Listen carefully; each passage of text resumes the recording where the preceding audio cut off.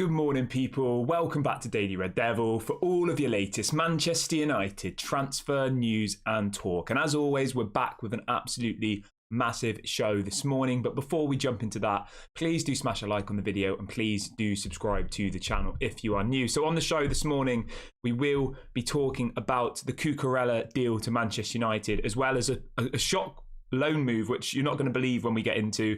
We're also going to be talking about Sofiane Amrabat. There is some conflicting reports coming out about Amrabat, which we will, of course, get into.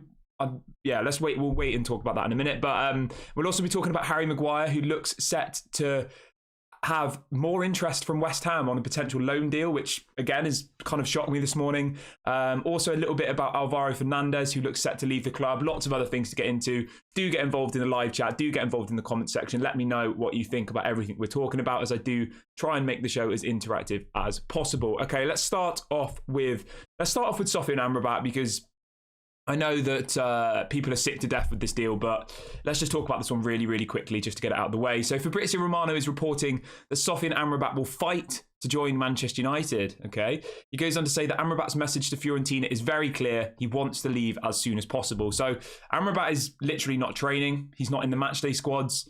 He is desperate to move. He's pretty much on strike. And, you know, Fabrizio Romano is even using the word fight. So he's going to fight to come to Manchester United, apparently.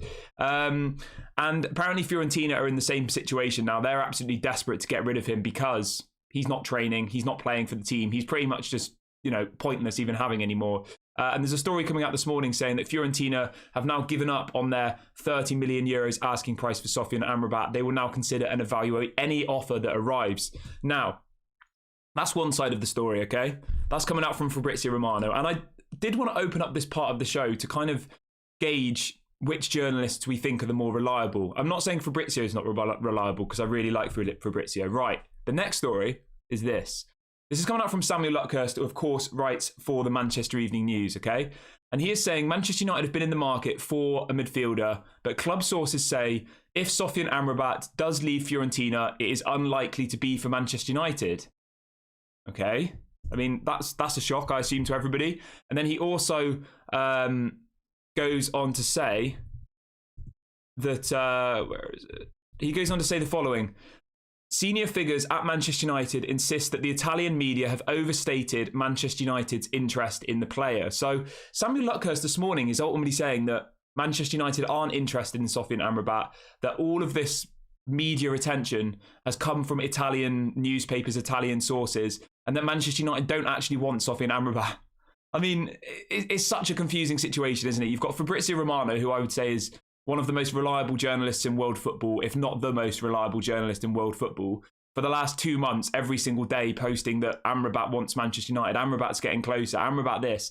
And then you've got somebody who isn't the most highest profile journalist, but is the Manchester United representative for the Manchester Evening News, somebody who gets his information from the club, somebody very, very close to Manchester United, somebody very well briefed by Manchester United, saying that Manchester United aren't even interested in him and that all of the noise that's coming out has actually just come from Italy. What does everybody think about that? Let me know in the comment section. It has kind of thrown me a little bit. Like, is this just a tactic to try and get the price down? Is this just a way of Manchester United putting out a story to try and be like, we're not interested in him, but oh, we'll take him if you don't want him, kind of thing? Is that the angle they're going for here? It's a bit strange. And you know what? I'm looking forward to seeing who's right in this situation, because I definitely back Fabrizio Romano. I think he's a much better journalist than Samuel Luckhurst. But Manchester United, Samuel Luckhurst, they are very close. They have a very good relationship. Obviously, he gets his information from there. So it does make me question why he would put out that story.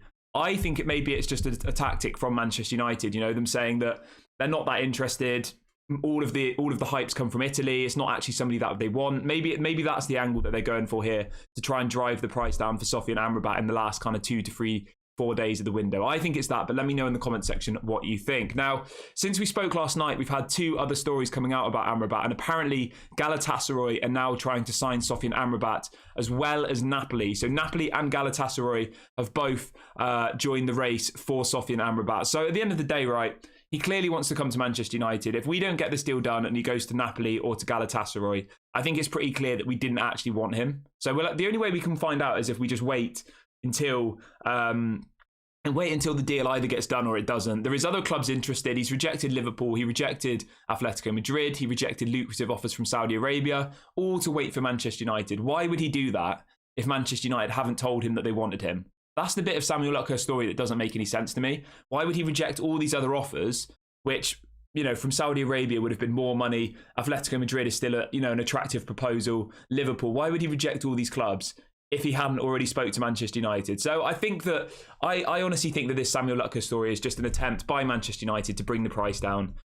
Maybe it will work. Maybe we'll get a deal announced today and it'll be a loan with a 15 million obligation to buy next summer. If something like that happens, we'll say hats off to them. Good tactic there. But at the moment, I'm not really that worried about it, because I just feel so invested in this deal that for somebody to come out and tell us that it's all a bunch of lies, it kind of threw me off a little bit this morning, to have Fabrizio, to have all of these high profile journalists be going on about it for the last 2 months. And then you have one journalist coming out saying that Manchester United aren't even interested in him. It just threw me a bit, but let me know what you think about that one. I definitely think it's just a price reduction tactic. And if it works, hats off to Manchester United. If it doesn't work and he goes to Napoli and we find out we did want him, then obviously that's going to be a bit of a kick in the face, isn't it? But yeah, let me know what you think about that one in the comment section, everybody. Let me know what your thoughts are on this deal. Right, let's move on to the next story, though. Let's talk a little bit about Cucurella. So obviously, as you guys all know, we're in desperate need of bringing in a new left-back. Luke Shaw's out till November, apparently. Tyrell Malacia is obviously out for around another 4 weeks or so. The three options we have at the moment are Marc Cucurella from Chelsea, Reguilón from Tottenham, and Marcos Alonso from Barcelona. Those are the three players we're linked to. And Fabrizio Romano has come out this morning saying the following. He is saying that the top target, he says, Marc Cucurella is Manchester United's preferred choice at left back. So it looks like that is the player that we're really, really pushing for. And you know what? Out of those three players, I think he is probably the best footballer out of those three. Obviously at Brighton, he was unbelievable. I know the financial package involved with getting him for a year loan will be quite lucrative. He's on 175 grand a week. And from what Fabrizio's saying this morning, Manchester United would be expected to pay all of his wages plus a loan fee. So it's going to be a lucrative deal to bring him in. But footballing ability, I think he's the best footballer out of those three players. But do let me know in the comment section, who do you think is the best footballer out of Cucurella, Alonso and Reguilón from Tottenham? Let me know. I would be happy with Cucurella. I'm a little bit concerned about the finance side of it. But at this point, I guess we don't really have a hell of a lot of options. Last week we were linked to Ryan Bertrand. Going from Ryan Bertrand to Cucurella is definitely a massive improvement. Now, Fabrizio Romano has also said Chelsea are open to letting Cucurella leave on loan to Manchester United, but only on their conditions, which are apparently a loan fee plus his salary covered. We obviously at this point don't know what the loan fee will be, but we know that his salary is 175 grand per week, which is approximately around 10 million pounds per year in wages, which sounds like a lot, but when you think that Maguire's on 200 grand a week, Dean Henderson was on 120 grand a week, is 175 that bad for somebody who was a really good player at Brighton and had one bad season at Chelsea in a very poor Chelsea side? So I'm not going to throw him under the bus for that one. Laurie Whitwell has also said that Manchester United are now exploring a move for Marc Cucurella. United and Chelsea have already held talks and Chelsea would consider the loan move. So Chelsea are open to do this deal. That's the key bit of information here. And Fabrizio Romano even goes on to say this morning that Chelsea feel like there is no reason for them to keep Marc Cucurella with no European football and having cover at left back already. So, I mean, it makes sense for everybody. It does. Obviously, Chelsea have quite a few options at left back. And as Fabrizio said this morning, they don't have European football. They're not in the Champions League. They're not even in the Europa or the Europa Conference League. So financially, it probably doesn't make sense to keep somebody at the club who's barely going to play on £10 million a year when they have a solid option for him to go to Manchester United, probably regain his form, probably do well at Manchester United and then come back with a higher stock price at Chelsea. So I think that deal does make sense for everybody all round. Whereas Marcos Alonso, I can't see him wanting to come to Manchester United. He's just moved to Barcelona.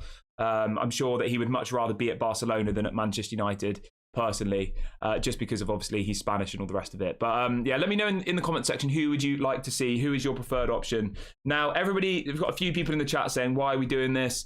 We've got Marc Cucurella. I don't get it.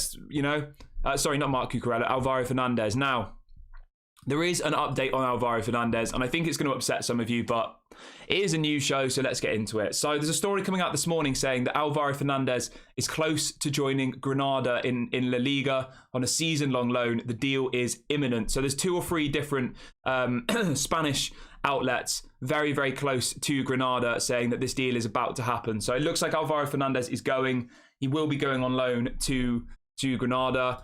And you know what? We can all be critical. We can all say, oh, why is Erik ten Hag doing this? Maybe he's not ready. Erik ten Hag watches him every single day in training. We've seen him, for 30 minutes in one pre-season match. So, you know what? As always, I back my manager. I trust my manager. And if he thinks that he's not ready to step up and be the first team left back for Manchester United, then I trust him. Let him go to Granada. Hopefully he has a good loan move, and maybe we see him in the Manchester United team in the future. But it does look like he will be leaving, and he will be going out on loan to Granada. Obviously, if that happens, it means we 100% sign a left back. 120%. We have to. We probably needed a left back even if Alvaro Fernandez stayed. But if he goes out on loan, then we're going to have to sign a left back. So I would say that this Cucurella deal will probably happen. Yeah, probably will happen. But obviously we will keep you updated on that one as it comes. And do let me know in the comment section what your thoughts are on the Fernandez loan. Do you think he should stay and all the rest of it? So the Athletic are reporting in the last 10 minutes that Manchester United have explored a loan deal for Cucurella and do have other possible options, but they could yet choose to stick with Diogo Dalot and Alvaro Fernandez. So obviously the Athletic are reporting that, but there is contrasting information saying that apparently a deal with Granada for Fernandez is close. So I think that probably will happen, and we will end up getting Cucurella, which, as I said, I'm happy about out of those 3 options. I think he's the best of those 3 players. Right, let's move on to the next story, though. Let's talk a little bit about none other than Mr. Harry Maguire. So, the Harry Maguire saga is taking a twist. A nice little twist as well, may I add. So, Sky Sports are reporting this morning that apparently West Ham, in the last 24 hours, have been back in contact with Manchester United over that deal for Harry Maguire. Harry Maguire is apparently open to a loan move. Manchester United are apparently not keen on a loan deal right now. And then it goes on to say that West Ham are considering a return to the Maguire track, but this time in a form of a loan request. You know what? If we did a loan with an obligation to buy next summer, I would have absolutely no issue with that whatsoever. I think that would be a sensible bit of business for everybody. And the reason for that is, I think you could then go to Nice and say, Jean-Claire Todibo clearly wants to come to us. He's unsettled at Nice. Let's do a loan for 12 months, and then in 12 months' time, we'll give you 35 million, or however much it is they want, around 35 million euros. So Manchester United loan out Harry Maguire. That's a relatively simple deal to do. That's not as complicated as doing a full transfer now with an obligation to buy next summer, and then we go and get Nice to loan us Jean-Claire Todibo with an obligation to buy next summer. I think that can happen, and I think that's realistic. And the key bit of information here, which I want you guys to hear, is that apparently Harry Maguire is open to this deal. That's what Fabrizio is reporting this morning. He says Harry Maguire has now become open to the move. So he wants to do the move. And obviously with it being a loan move, it doesn't really become an issue anymore because we're still going to have to pay his wages, if that makes sense. So we wouldn't have to pay him this 12 million compensation or whatever it is he was asking for, because Manchester United and West Ham would probably half his wages. West Ham would probably pay him 100 grand a week, and Manchester United would probably pay him 100 grand a week, which, when you actually think about it, if you bring in Jean-Claire Todibo on loan, his wages are going to be way less than 100 grand a week, if that makes sense. So overall, you're actually kind of benefiting. So Jean-Claire Todibo at Nice is only on £12,000 a week. So let me explain it to you, right? Harry Maguire's on 200. West Ham pay half of it. We pay half of it. So we pay Harry Maguire 100 grand a week, and West Ham pay him 100 grand a week. We then get Jean-Claire Todibo on loan. His fee is 12 grand per week Jean-Claire Todibo earns. So if you add the 100 grand a week we still have to pay Harry Maguire, plus the 12 grand a week we pay Jean-Claire Todibo, the total expenditure, if you like, is around £112,000 a week. And you've got a better defender coming in Jean-Claire Todibo. Versus if you kept Maguire, he sits on the bench, and then we have to pay his full 200 grand a week. Does that make sense? So this is a no-brainer for me. If this deal can be done, which it looks like it can because Harry Maguire's open to the move, it's a massive, massive positive for Manchester United, because not only do we remove somebody from the club who a lot of us now think is toxic, somebody who's clearly not going to get game time, somebody who's the fifth choice centre-back, you get him out, but then another club pay half of his massive wages, and you bring in a player who, in my opinion, is way better in Jean-Claire Todibo for a fraction of the wages. So overall, you're probably saving about 85 grand a week in wages just from doing this loan move, which over a year is probably somewhere around £4 or £5 million saved in wages, and you're getting a better player. So I think it's an absolute no-brainer. And let's just wait and see whether Manchester United can do this one in the next few days of the window. Obviously, loan deals are slightly easier to do than permanent transfers, because the issue with Harry Maguire before was his wages. If it's a loan move, you can't be like, oh, we're only going to pay you 100 grand a week. You have to pay him whatever the contract is, in his contract, and that's £200,000 a week. So let's keep an eye on that one. Do let me know in the comment section what you think about this deal. I personally think it needs to be with an obligation to buy next summer, or at least an option to buy. I think there needs to be some sort of financial incentive in there. I think a straight loan is still better than keeping him, I think. If you get Jean-Claire Todibo on loan and Maguire goes on loan to West Ham, I think that's still okay. But I would much rather there be an obligation to buy next summer. But let me know what you think in the comment section, guys. And just a quick one, we've got over 1,000 people watching the show this morning, which is absolutely incredible. Please do smash a like on the video, and please do subscribe to the channel if you're new. We're less than 70 subscribers away from 16,000, so please do go and subscribe if you're new. Let's see if we can hit 16,000 by the end of this video, which would be a massive, massive achievement for this community. So do go and subscribe if you haven't already.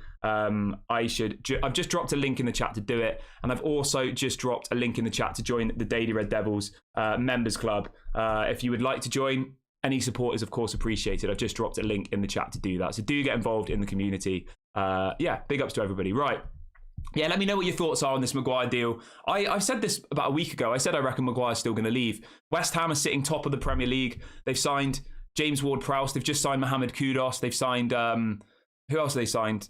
West Ham have done some really, really good business. They're in the Europa League. I think West Ham are going to have a good season. They just battered Chelsea. They battered Brighton. They look quality. They've signed some really, really good players. So, I mean, if I'm Harry Maguire and I'm being told I can go to West Ham, I can be the starting centre-back, I would go and do that 100%. Definitely. Going from being the fifth choice centre-back, who's literally just a walking meme, who doesn't even get picked, so had the captaincy stripped from him, and going from that to being the starting centre-back in, I'll be honest, a team that look better at this moment in time than Manchester United. Obviously, things can change quickly in football, but they're playing some good football, West Ham, and their signings so far this summer, I honestly would say that West Ham have had a better transfer window than Manchester United so far, you know? Mohamed Kudus, Edson Alvarez, James Ward-Prowse, and Konstanios Mavropanos. They've had a better window than us, genuinely. They have. So let's hope that this one happens. Obviously, the key thing to this deal happening is Harry Maguire being happy to do it, and Fabrizio saying he is. So that's the big positive of this morning, and it's obviously one to keep an eye on in the next kind of, well, we've got, the window closes on Friday, guys, so we're getting very, very close to the end of the window now. 3 or 4 days left. Obviously, we will bring you all of the news. Big T says, if David Moyes keeps doing well like he is, would you have him back if Ten Hag does not work out? No, definitely not. Definitely wouldn't have David Moyes back. 100% no. Let me know in the comment section, though, guys. I mean, I assume most of you are going to say no, but for me, I 100% would not bring David Moyes back to Manchester United. Yeah. I think he's the level of like an Everton or West Ham, you know. I don't want to disrespect him, but for me, definitely not bringing David Moyes back. Right, there's some breaking news coming out literally in the last minute as well. This is coming out from The Athletic, and apparently Sheffield United are really pushing to sign Pellistri on loan. I mean, I would be very, very confused if we let Pellistri go out on loan. Obviously, we spoke about this story last night. Sorry, not last night, a couple of days ago. And a lot of you in the chat were like, why on earth would you let out Pellistri? Why would you let him go? Like, I get it. It's good for his development. It's good for his career. But Manchester United actually need him at the moment. We need Pellistri. He's a quality player. And I see zero reason to loan him out to Sheffield United at this moment in time. Obviously, you know, when you look at our options on the right wing, Anthony, I think he had a good game against Nottingham Forest in the second half, but a lot of you are already saying you don't think he's good enough. Sancho, the manager just doesn't really seem to want to pick. And then who do you have then? You've got Ahmad, who's injured. Like, we don't really have many options, do we? Yeah, it's a little bit strange. So I would be very, very shocked if they did go for this loan move. Now, there's another story coming out in the last 10 minutes or so, which I wasn't planning on talking about, but there's a story coming up from Manchester Evening News saying that Manchester United have apparently offered Real Madrid the chance to sign Martial after injury blow. It goes on to say Anthony Martial has reportedly been offered to Real Madrid in their search for a new forward.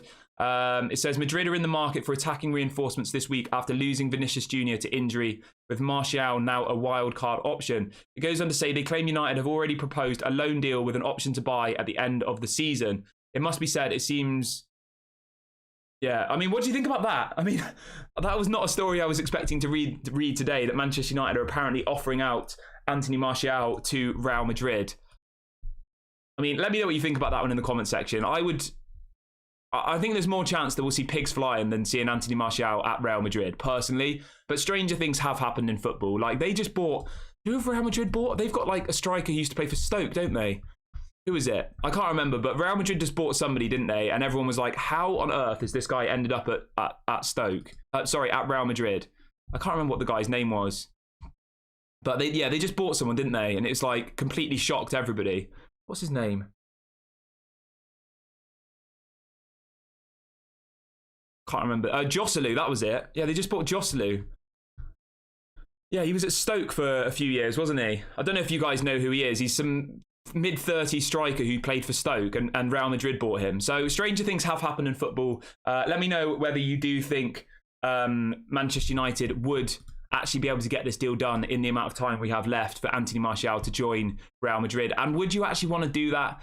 I don't really see why we would weaken our side for a loan move. If they were going to actually give us money, then great. Get the money in, go and buy another striker. But if we loan out Anthony Martial now, we're going to have to then go and buy another striker. And loans you don't get any money for, do you? So I think that one's maybe a little bit far-fetched. And as I said, there's probably more chance that we'll see pigs flying than seeing Anthony Martial in a Real Madrid shirt in the coming days of the window. But it is what it is, isn't it? Oh, what have we got? Right, let's move on to the next story, though. Now, this is probably the most interesting story of the whole show. So I woke up this morning. I was a little bit tired. I was a little bit late, so I do apologise for that. But it is bank holiday here in the UK. So anybody who's not in the UK, today is a public holiday. Everything's shut. No one works, all the rest of it. So yeah, sorry I was a little bit late. Now, there's a story coming out from Christian Falk, who is obviously... writes for Sport Bild in Germany. He's very, very close to Bayern Munich. Very, very credible around the Bayern Munich Bundesliga deals. And he is reporting that apparently Bayern Munich are interested in signing Scott McTominay. Okay, it then goes on to say a swap deal between Ryan Gravenberch is also being discussed. And then since then, we've had 2 or 3 other journalists coming out with the same story, saying Bayern Munich are considering Manchester United midfielder Scott McTominay as loan target for the number 6 position in the remaining days of the window. Manchester United want the Scotsman to leave. In return, Gravenberch could join the Red Devils on loan. Let me know what you think about that one in the comment section. Would you let Scott McTominay go to Bayern Munich if it meant Gravenberch could come in? Would that be a deal you'd be open to? Let me know what you think. I think this would be an incredible bit of business. If we could get this one over the line, I would say that would be one of our best bits of business of this window. If we let Gravenberch go to Bayern and bring in, what's he called? And bring in, we let Scott McTominay go and bring in Gravenberch on loan. I think that would be a quality bit of business. But let me know what you think about that one in the comment section. Is that one that you think is realistic? Gravenberch has also spoken about his future, and he says the following: I don't know what will happen in the next few days. So Gravenberch has completely opened the door to this deal happening. He clearly is unsettled at Bayern Munich. He clearly doesn't want to stay there because he doesn't play football. He wants to be in the squad for the Dutch national team next season in the Euros. He doesn't play. Obviously, they've got Kimmich, they've got Goretzka, they've got plenty of options above him, and he clearly wants to come out of Manchester United. I think this is one that could happen because when Bayern Munich want a target, they usually get them. And you know what? People are probably going to be laughing in the chat, but I would not be surprised at all, right, if Scott McTominay goes to Bayern Munich and he becomes a decent player. I'm not going to say world class because I'm not that crazy this morning, but I honestly think if he went to Bayern Munich, he would become a really, really good player. Bayern Munich just have something about them, don't they? Players seem to go there and you see pictures of them and they look like bodybuilders within like a week, don't they? They seem to get absolutely massive. They seem to get really fit and they end up, they improve a lot of people there. So I reckon it'd be a good deal for all parties. But let me know what you think about that one. these are the kind of deals that we're going to get in the last week of the window. Sorry, like Manchester United don't have heaps of money to spend, so they are just going to have to do these kind of strange deals which will catch people by surprise. And I honestly believe that he'll go there and do really, really well, and we'll all be sat here saying, oh my god, Scott McTominay's just won the Champions League with Bayern Munich. Like, you know, like I know that sounds a bit far-fetched, but things like that do happen in football. And I do think that this is something that could happen. Right, let's move on to the next story, though. We've got over 1,200 of you watching now, guys. Big ups to everybody. Please do smash a like on the video. Please do subscribe to the channel. Yeah, we're less than 50 subscribers away from 13,000. Right. Big ups to everybody who's watching as well. Hope everyone is doing good on this morning. I will read out some comments and questions in the second half. So if you do have any questions and stuff, do get them in the chat. Do get involved, and I will circle back to them in a minute. So we've got a bit of an update for you on Donny van de Beek and Hannibal Mejbri. This is coming out from Samuel Luckhurst, and he is reporting that Donny van de Beek and Hannibal Mejbri have been removed from all 3 matchday squads this season amid the possibility they will leave before the deadline closes on Friday at 11 p.m. So it does look like both of those people will go. I think that's the right decision. I think Donny van de Beek's career at Manchester United is over. I think Hannibal Mejbri is somebody really, really exciting for the future and needs to go out on loan. But I don't really see the point in keeping them around the squad because they're not going to get any game time. You know, if we're going to bring in Amrabat, potentially Gravenberch, they're going to get even less game time than they do now. And they're not even on the bench at the moment. So for me, that's the right decision. In relation to Donny van de Beek, the deal to Real Sociedad has apparently almost collapsed. Not because Real Sociedad don't want to do the deal, but because apparently they're only willing to offer a loan deal and Manchester United want to sell him. And Fabrizio Romano came out yesterday saying that apparently Manchester United are waiting until the final week of the window, which is now, in order to try and do a permanent move with somebody, because a loan deal doesn't really help anybody. You know, financially, we still have to pay probably half of their wages. And then in a year's time, they're still, I don't want to say our problem because that's a bit harsh, but you know what I mean. We still have to worry about what we're going to do with them. So for me, a loan deal's pointless. And obviously I get it for Hannibal Mejbri. He's, you know, a young player, somebody who needs to go out and get experienced. Donny van de Beek's 26. He doesn't need to go out and get experience. He needs to either leave or be implemented into the squad. And Erik ten Hag clearly doesn't want to implement him into the squad. So I think this is the right decision. Let both of them go. Obviously, as Fabrizio says, Samuel Luckhurst says, both of them are not part of the squad. Yeah, they're not part of any of the matchday squads, which is a pretty obvious sight of what the plan is for those two players. But let me know, do you think Donny van de Beek deserves a chance at Manchester United? Is he somebody who you think maybe hasn't really had opportunities? Would you like to see him, you know, get some more opportunities at Manchester United? Let me know in the comment section. My perspective on Donny is, when he came in, I was really excited about him. He was somebody that I thought would be a really, really, you know, good player at Manchester United. But it's just never really worked, has it? It's just not worked out for him.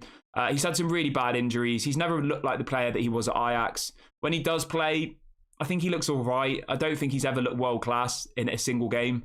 So yeah, for me, I think letting him go is the right decision. I think we paid around 30-40 million euros for him. So even if we could recoup around 20 million to 30 million, I think that would be fair, given his current stock price being so low. You know, he hasn't played any football for quite a long time, has he? Like, when was the last time you saw Donny play 2 games in a row or start 2 games in a row? I genuinely can't remember. Maybe he never even has. I wouldn't be surprised if he's never even started 2 games in a row. There's a bit of breaking news coming out now. So apparently Manchester Evening News are reporting that Altay Bayindir is expected to join Manchester United in a €5 million deal, and the club are exploring options to reinforce at left back. Erik ten Hag wants at least one more signing. So that's what Manchester Evening News are reporting. I think that's a little bit pragmatic. I think we can expect to see more than one signing in the next few days of the window. But I think they're looking at it from the perspective of right now, the perspective that Harry Maguire stays, the perspective that Scott McTominay stays. You know, as I've told you many, many times in football, it's a domino effect. If Maguire leaves, obviously we have to replace him. If Scott McTominay leaves, obviously we have to replace him. For some reason, Manchester Evening News, Samuel Luckhurst, has it out for Amrabat this morning, saying that Manchester United were never interested in him, which is news to everybody. Like, that is news to me. But yeah, it does look like Altay Bayindir will be our next signing, and apparently he has already done his medical. €5 million is about £4 million, which I'm not gonna I'm not going to get worked up about. I think that's a pretty fair price for a backup goalkeeper, especially one who's had quite a lot of national team experience for Turkey as well. So he is an international goalkeeper. But I'm not going to be sitting here screaming and shouting because we've just signed, Altay Bayındır, because I'd never heard of him until about a week ago, to be honest. But it is what it is, isn't it?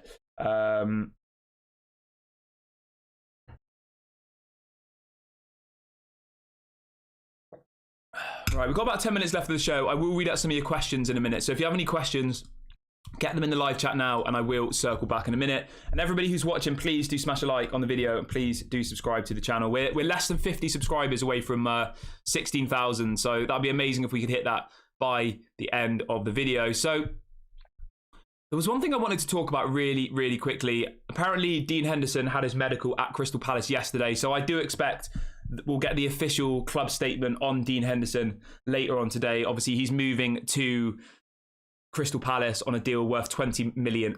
So that's really, really good. As soon as that happens, obviously they'll announce Altay Bayındır, and then you would expect, if there is any truth in the Amrabat deal, which I think there is, I would expect us then to submit a bid for Sofiane Amrabat, because obviously we would have received the money from the Dean Henderson sale, which, because he's come through the youth academy, it will be classed as 100% profit, because we've never paid a transfer fee for him. He's homegrown, whatever you want to call it. So that will really, really help our financial fair play situation. But yes, I do expect us to get official announcements on Dean Henderson in the next few hours this morning.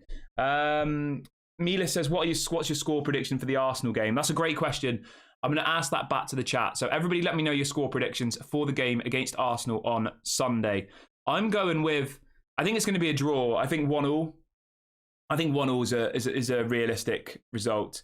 Simon says, am I right in saying we could only do 2 loans in a window? Yes, that's correct. So 2 loans would be, I guess, Gravenberch, and then I guess it depends on the left back situation, doesn't it?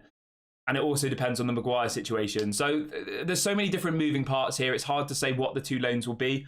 I would say that a left back will probably be the priority option as a loan, but we'll have to wait and see, won't we? Al says, is Bayındır a better goalkeeper than Matis Kovar? I'm going to be honest with you, mate. I'm not going to lie to you.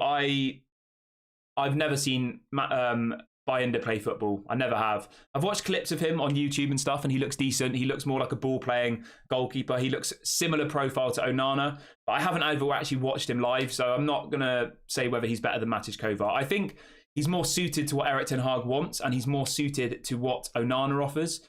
But by way of, is he better? I can't really answer that question. And I've only seen Matis Kovar play for probably like 45 minutes worth of a half. So, yeah, I don't really know. Obviously, we have to trust Erik ten Hag. If he thinks he's better, he's got rid of Matis Kovar, and he's brought in somebody who we assume is better suited to his system. And the thing you have to remember is, Ajax tried to sign Altay Bayındır when Erik ten Hag was there. I don't know if you guys knew that, but yeah, apparently when Erik ten Hag was the manager, he did try and sign Altay Bayındır. So they do have some long, standing relationship. It's not just a random name that's been plucked out of thin air.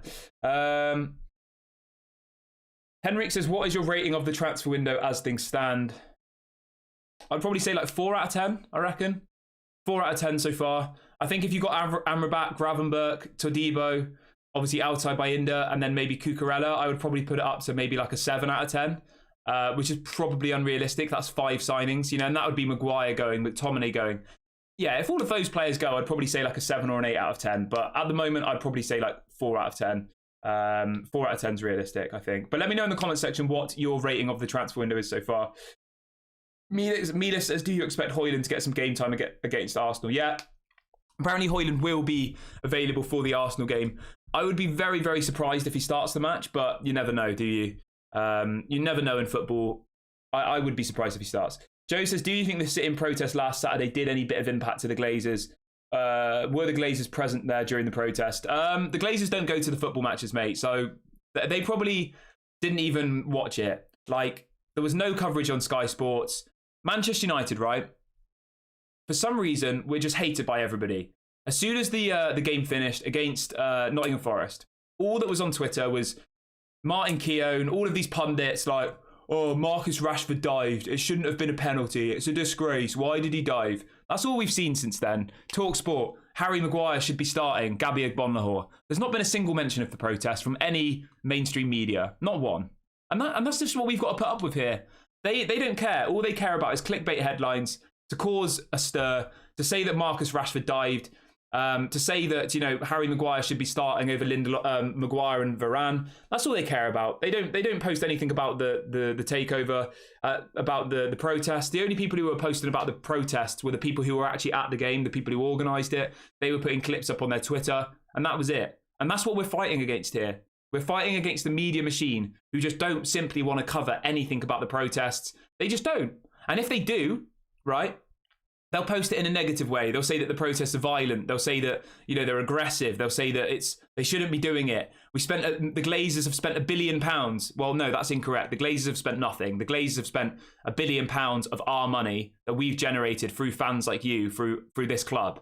And that's all they'll ever say. So you've just got to be very, very careful with mainstream media, with Sky Sports, TalkSport, all of those, the BBC. They've all got an agenda. Obviously, channels like this, we don't have an agenda. I'll just say what I think, right? And that's just the truth of it. So I'm not trying to put people off doing these protests, because obviously it is the right thing to do and it's great. But in short, until the mainstream media get behind this stuff, which they never will, you're fighting an uphill battle. You really, really are. And yeah, they all hate us. They do. They all absolutely hate us. There's not been a single. They even mute, right, when you're watching the football live on Sky Sports, BT Sports, whatever program it is you watch, right? They mute the Glazers out protest. I've been to enough games over the last couple of years. I went to about 10 games last season, 10 games the season before, and the Glazers out chants are pretty much going on, not constantly, but for a long period of the game, right? When you're watching it on TV, you don't hear it at all. They mute it. You can kind of hear it a little bit in the background, but yeah, they mute it. It's crazy, it is, and it does make you wonder, like, why they do it. I don't know. I'm not going to go into that. I'm not going to go down conspiracy, theory routes, but you just have to remember that we're fighting an uphill battle. They all hate us. All the pundits hate us. Sky Sports, the day we signed Rasmus Højlund, they're comparing him with Haaland, who already, when he joined Manchester City, was one of the best strikers in world football. It's just lazy. It's lazy. It gets clicks. It's clickbait stuff, and that's all they do. So just remember that. And that's why I think, like, just to be completely honest with you, that's why things like YouTube, that's why channels like this, other Manchester United channels, are so popular now, because people don't turn on their TV and trust Sky Sports anymore. They don't trust the opinions of these people, because they all have agendas. They all are like, oh, I support, I'm an Arsenal player and I hate Manchester United, so I'm going to say that Rashford dived, even though he clearly didn't dive. Do you see what I mean? So anyway, that's my rant of that part of the show. What have we got? Let's see. Exit Light says, everyone showed the protest. It's news. Will it make a lot of difference? No, mate, nobody showed the protest. Sky Sports, none of those big channels showed the protest. The only people who showed it was on Twitter, and that was like people at the protests. Nobody covered it. Nobody. And they won't. They don't do it. Oh my God. Somebody says 2 out of 10 for the window. Wow. Habby says, why are we sacrificing McTominay? Mate, the thing with McTominay is, right, he's not a bad player, but I don't think he's good enough for Manchester United. I'm not saying that he's not going to go to Bayern Munich and they'll make him look decent. And stranger things have happened in football, and I wouldn't be surprised if he goes there and does well. But for me, I think getting rid of McTominay is the right decision. Florian says, I think journalists are jealous of Manchester United. Yeah, I hear you, mate. I do. I hear you. Malp says Sky Sports has fallen so much. Yeah. Yeah, I mean, like, and just to be clear, that's why channels like this and other Manchester United channels and fan channels do well, because it's opinion. We give our opinion. We don't have an agenda. And I think that's what you people like. It's honest. Whereas for Martin Keown to come on after the game and the only thing to talk about, he's not mentioning what an incredible comeback it was. The mentality that we showed, how Erik ten Hag got the players to win that game. And, there's no conversation like that. It's just like, I can't believe it. Rashford dived. They shouldn't have won the game. It shouldn't have been a penalty. It's like they're thick. Do you know what I mean? Like, I'm being a bit rude now, but it is, like, did they even watch the match? We should have won 5 or 6-2 that game. We had plenty of opportunities to score more goals. Nottingham Forest got 2 dodgy goals. And the only talking point is Marcus Rashford dived. It's just like, come on. Like, why are you even on that job? Like, you're clearly, like, just not great. Anyway. Yeah, that's why you just got to ignore it, don't you?